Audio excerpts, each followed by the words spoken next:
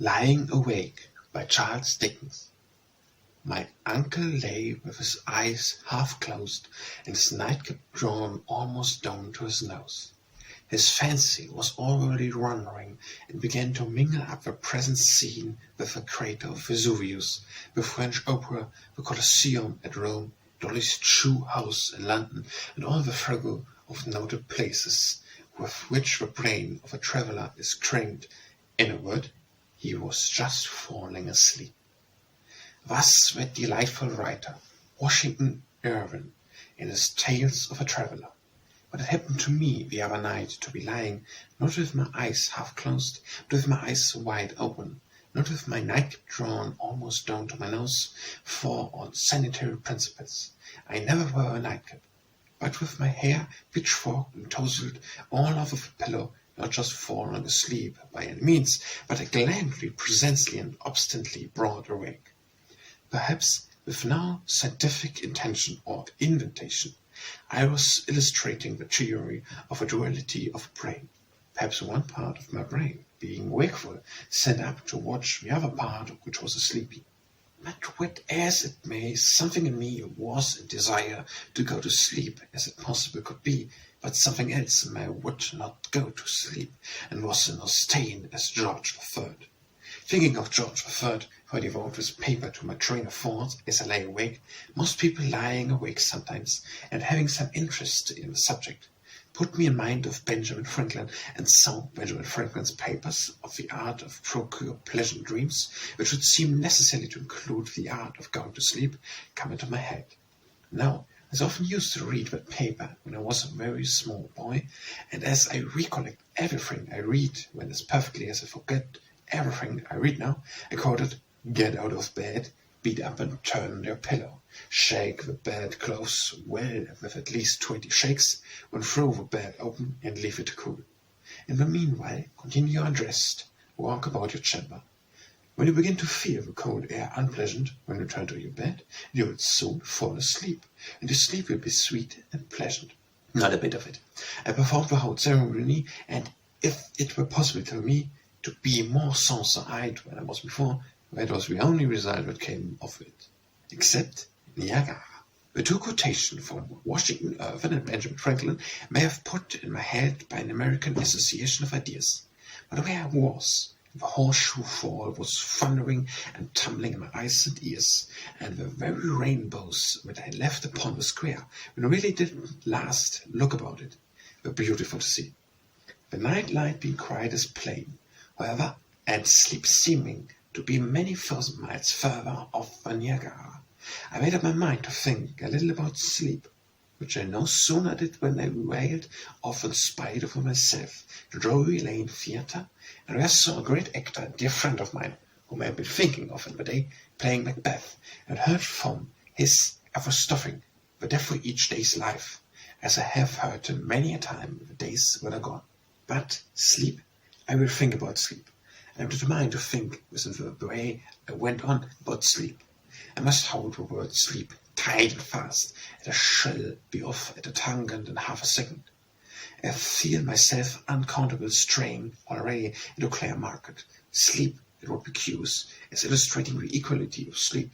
So inquire how many of its phenomena are common to all classes, to all degrees of wealth and poverty, to every grade of education, to ignorance. Here, for example, is Her Majesty Queen Victoria in her palace this present blessed night, and here in Ringle Charlie, a sturdy vagabond in one of Her Majesty's jails? Her Majesty has fallen many thousands of times from that same tower which I claim a right to tumble off now and when. So as Ringle Charlie, Her Majesty in her sleep has opened or prolonged Parliament, or has had a drawing room, attired in some very scantty dress, the visions and the impropriations of which have caused a great uneasiness. I, in my degree, have suffered unspeakable agitations of mind from taking the chair of a public diner at the London Tavern in my night-clothes, which, not all the courtesy of my kind friends and haste Mr. Bath could persuade me were quite adapted to the occasion. Winking Charlie has been repeatedly tried in a worse condition. Majesty is no stranger to ward or firement, or a sort of floor cloth, with an indistinct pattern distantly resembling eyes, which occasionally obtrudes itself on her repose. Neither am I, neither is Swinging Charlie. It is quite come to all three of us to skim along with airy strides a little above the ground, also to hold with the deepest interest dialogues with various people, all representing by ourselves, and to be at our wits' end to know what they are going to tell us, and to be indescribably astonished by the secrets they disclose. It is probably that we have all three committed murders and hidden bodies. It is pretty certain that we have all desperately wanted to cry out and have had no voice, that we have all gone to the play and not been able to get in, that we have all dreamed much more of our youth than of our later lives. But I have lost it. The fates brought them. And up I go. I lying here with the night light before me, up I go for no reason on earth. I can find out, and drawn by no links that are visible to me, of a great Saint Bernard. I have lived in Switzerland, and rambled among the mountains, but why I should go where now, and why up the great Saint Bernard, in preference to any other mountain, I have no idea. As I lie here broad awake, and with every sense so sharp that I can distinctly hear distant noises inaudible to me at another time, I make the journey as I really did on the same summer day with the same heavy party. 2 since that, I give to think, and where is the same trick with the same black wooden arms to point the way, and where are the same storm refugees here, and where's the same snow falling at the top, and where are the same frosty mist, and where is the same instantly called convent with its vinegary smell, and the same breed of dogs fast dying out, and the same breed of jolly young monks whom I mourn to know as humbugs, and the same convent parlour with its piano, and the same around the fire, and the same supper, and the same lone night in the cell, and the same bright fresh morning when going out into the highly rarefied air was like a plunge into an icy bath. Now see here what comes along, and what is with things stalking in my mind on the top of a Swiss mountain. It is a figure that I once saw just after dark, chalked upon a door in a little bag lay near a country church, my first church. How young a child I may have been at the time, I don't know, but it horrified me so instantly in connection with a churchyard, I supposed, for it smokes a pipe. It is big with each of its ears sticking out in a horizontal line under the brim, and is not in itself more oppressive than a mouth from ear to ear, a pair of goggle eyes, and hands like 2 bunches of carrots, 5 in each, can make it, but it is still very alarming to me to recall it, as I have often done before, lying awake, running home, looking behind, the horror of its following me, thought whether disconnected from the door all, I can't say, and perhaps never could. At least a disagreeable train. I must resolve to think of something on voluntary principle. The balloon scans of his last session. The will do think about while I lay awake as well as anything else. I must hold on tight for I feel I'm slipping away into the steed of a Manning's husbands and a wife hanging on the top of Horsemonger Lane jail. Connection with which dismal spectacle I recall this curious fantasy of the mind. But having beheld that execution, and having left those 2 forms dangling on the top of the entrance gateway, the man's a limp, loose suit of clothes, as if a man had gone out of them. The woman's a fine shape, so elaborate corsets and artfully dressed, but it was quite unchanged in its trim appearance, as it slowly swung from side to side. I never could, by my uttermost efforts for some weeks, present the outside of a prison to myself.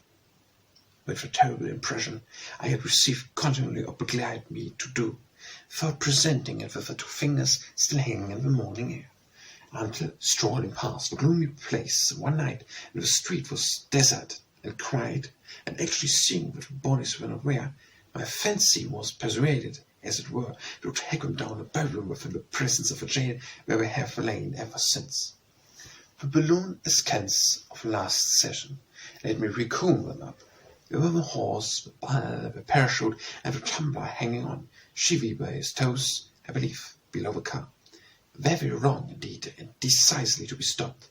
But in connection with these and similar dangerous exhibitions, it strikes me that position of the public whom they entertain is unjustly reproached. Where pleasure is at a difference overcome, We are a public of great faith, and are quite confident that a gentleman will not fall off a horse, or a lady of a ball out of a parachute, and that the thumber is a firm hold with his toes. We do not get to see the advantage vanished, but triumphant.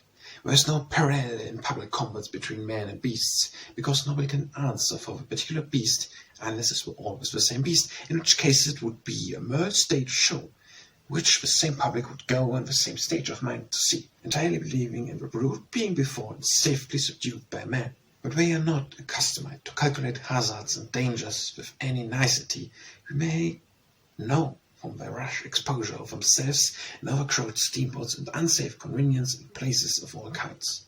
And I cannot help thinking that instead of railing and attributing savage motives to people natural, well disposed and human, it is better to teach them and lead them argumentatively and reasonably, for we are very responsible, if you will discuss the matter with them, to more considerate and wise conclusion. This is a disagreeable introduction. He is a man with his throat cut, dashing towards me as I lie awake. A recollection of an old story of a kinsman of mine who, going home one foggy winter night to Hampstead, the land was much smaller, and rode lonesome, suddenly encountered such a figure rushing past him, and presently to keep us from a madhouse in pursuit. A very unpleasant creature, indeed, to come into my mind unbidden as I lie awake. The balloon is canned of last session. I must return to the balloon. Why did the blending man start out of him? Never mind. If I inquire, he will be back again.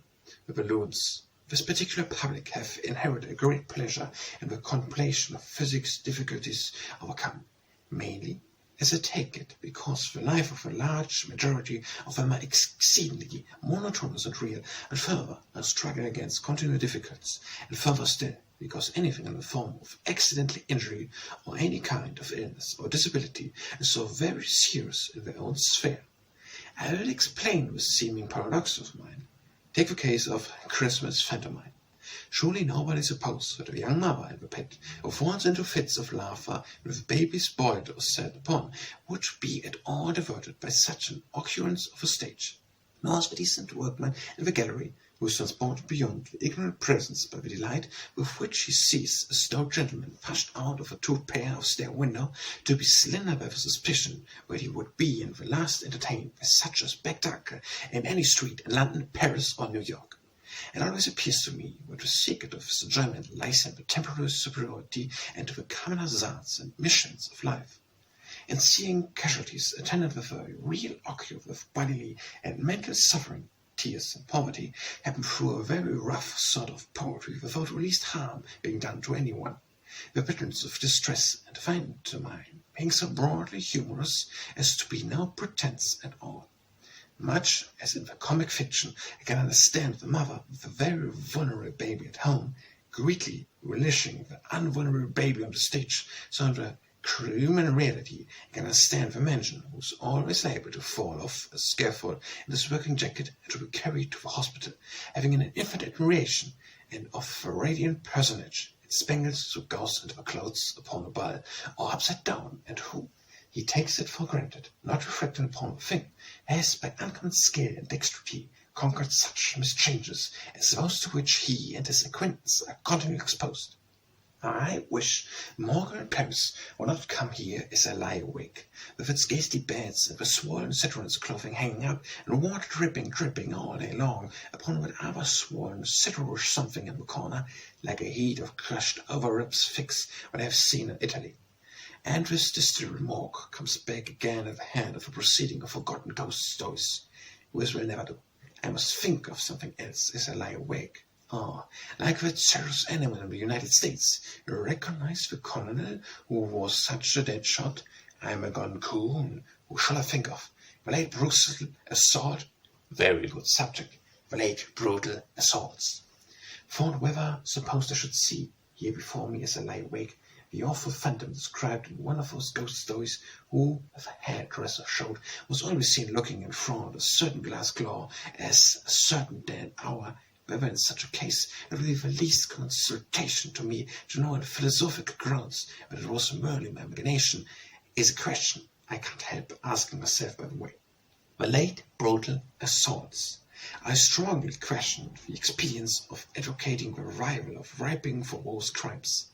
It is a natural and generous impulse to be in the end as a preparation of inconvenient brutality, but adopt the ripening panica gravely, not in released regard of pity for the criminal, whom I hold in a far lower estimation than a mad wolf, but in consideration for the general tone and feeling which is very much improved since the ripening times. It is bad for people to be familiarized with such punishments, and it will ripe when out of Bridewell, and a keist to be flourished at the cart's tail and the ripening post, and began to fade off of mad houses, workhouses, and schools, and families, to give place to a better system everywhere in cruel drive. It would be hasty, because a few brutes may be inadequately punished, to rise in any aspect, but in so many aspects social is hardly yet heavily rid of. The ripe is a very continuous kind of thing, and difficult to confine within one set of bounds. Already abolished punishment by fine, a barbarous device, quite as much out of date as rigor by battle, but particularly connected in the vulgar mind with this class of offence, at least quadruples the term of imprisonment for aggravement assaults, and above all letters, in such cases, have no pet prisoning, vain glorifying strong soup and roasted meats, but hard work, and one unchanging and uncompromising directory of bread and water, and well oil. And we shall do much better when by going down into a dark group for the wipe among the rusty fragments of wreck, and raining iron at the chain, and giving from the public roads, and raise his pressed man to death in the cells of Newgate. I had proceeded thus far, when I found I had been lying awake so long that the very dead began to wake too, and to crowd into my thoughts most sorrowfully. Therefore I resolved to lie awake no more, but to get up and go out for a night walk, which resolution was an acceptable relief to me, as I dare say it may prove, nor to a great many more.